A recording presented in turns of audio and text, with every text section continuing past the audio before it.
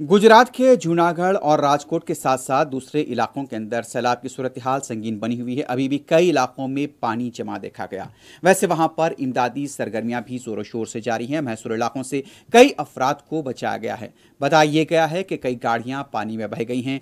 3 अफराद के अब तक हलाक होने की इत्तलात मिली हैं।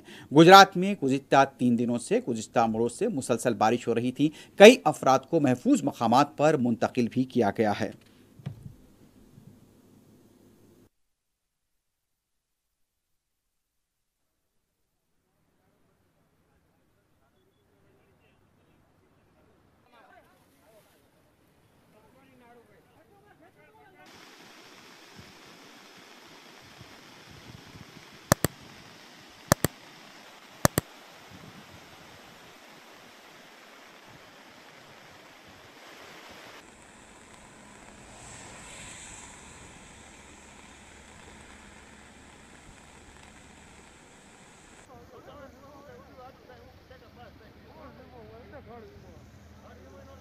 ફટાકીઓ થઈ ગયો એમાં કેવાય ગઈ